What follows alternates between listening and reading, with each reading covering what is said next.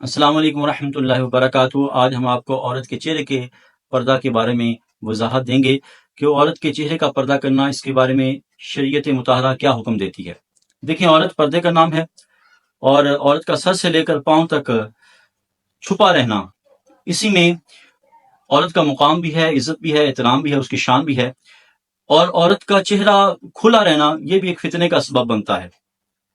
اب قرآن و سنت کے لحاظ سے اس کا کیا حکم ہے؟ قرآن و سنت کے لحاظ سے عورت کو جو حکم دیا گیا ہے پردے کا، اس کو سمجھنا بڑا ضروری ہے، کیونکہ ہمارے معاشرے میں پردے کے احکامات کو بہت زیادہ ترک کیا جاتا ہے، بہت زیادہ جو ہے اس سے روگردانی کی جاتی ہے، اور پردہ صحیح معنوں میں نہیں کیا جاتا۔ اب دیکھیں، سب سے پہلے قرآن پاک کو ہم دیکھتے ہیں تو قرآن پاک میں سورہ احزاب میں اللہ رب العالمین نے ارشاد فرمایا، یا ایھا النبی قل لازواجک وبناتک ونساء المؤمنین یدنین علیہن من جلابیبہن، کہا کہ اے نبی صلی اللہ علیہ وآلہ وسلم اپنی ازواج مطہرات سے، اپنی بیٹیوں سے اور مومن عورتوں سے کہیں کہ وہ اپنے چہروں پر پردہ لٹکا لیا کرے۔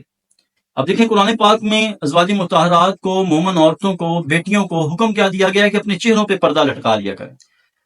اسی طرح قرآن پاک میں ایک اور مقام پہ سورہ احزاب میں ارشاد فرمایا، وَإِذَا سَأَلْتُمُوهُنَّ مَتَاعًا فَاسْأَلُوهُنَّ مِن وَرَاءِ الْحِجَابِ، جب ازواج مطہرات سے کچھ پوچھنا ہو تو پردے کے پیچھے سے پوچھا کرو۔ اب دیکھیں، یہاں پہ بھی چہرہ دکھانے کا حکم نہیں ہے، بلکہ کہا گیا کہ پردے کے پیچھے سے پوچھا جائے۔ اب یہاں پہ بھی قرآن پاک میں چہرے کو چھپانے کا حکم ہے، اور اس سے پہلے جو سورہ احزاب کی آیت پڑھی ہے اس میں بھی علیہ الصلوۃ والسلام کے ازواج مطہرات کو، بیٹیوں کو، مومن عورتوں کو چہرے کا پردہ کرنے کا حکم دیا گیا ہے۔ بعض لوگوں نے کہا کہ یہ اجماع امت سے ثابت ہے۔ اجماع امت سے صرف ثابت نہیں ہے، بلکہ یہ قرآن و سنت سے ثابت ہے۔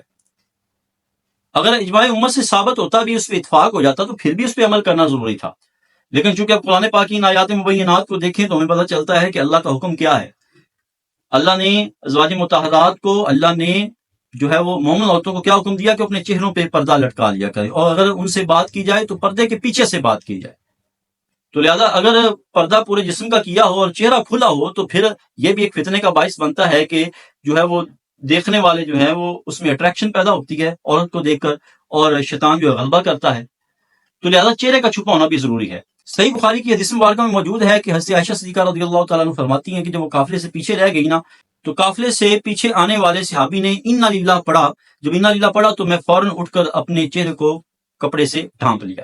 اب دیکھیں کہ حضرت عائشہ صدیقہ رضی اللہ تعالیٰ عنہ کا یہ عمل بھی ثابت کرتا ہے کہ جب عورت باہر نکلے تو اپنے چہرے کو ڈھانپ لیا کرے۔ بہرحال قرآن و سنت سے یہ ثابت ہوا، اور اجماع امت سے بھی ثابت ہے، اور صحابہ کرام کے عمل سے بھی ثابت ہے۔ صحابہ کرام نے بیان کیا ہے کہ عورت جو ہے جب گھر سے باہر نکلے تو پھر وہ ایک آنکھ کھلی رکھے یا دونوں آنکھوں کھلی رکھے، اس کے علاوہ چہرہ جو ہے وہ ڈھانپا ہونا چاہیے۔ حضرت ابن عباس رضی اللہ تعالیٰ عنہ ارشاد فرماتے ہیں کہ جب عورت گھر سے باہر نکلے، پہلی بات تو یہ ہے کہ وہ بلا ضرورت باہر نہ جائے۔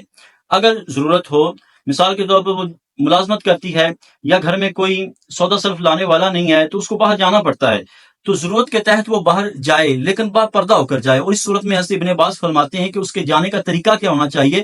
فرمایا کہ اس کے جانے کا طریقہ یہ ہونا چاہیے کہ وہ ایک آنکھ کو کھلا رکھے، یا اپنی دونوں آنکھوں کو کھلا رکھے، اس کے علاوہ چہرے کو ڈھانپا ہو۔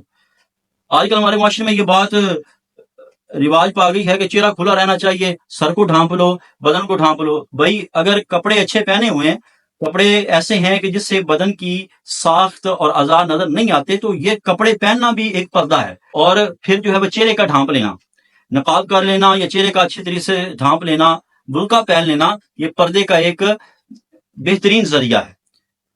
تو لہذا ایسی باتوں میں نہ جائیں کہ چہرے کو کھلا چھوڑ دیں اور باقی جو ہے وہ آپ بدن کو ڈھانپ لیں، تو چہرہ دیکھ کر بھی تو فتنہ پیدا ہو سکتا ہے نا۔ لوگوں کی رغبت چہرہ دیکھ کر بھی ہوتی ہے، چہرے کو دیکھ کر ہی تو زیادہ رغبت ہوتی ہے، جس کی وجہ سے زیادہ مسائل پیدا ہوتے ہیں، فتنہ پیدا ہوتا ہے، فسادات ہو جاتے ہیں۔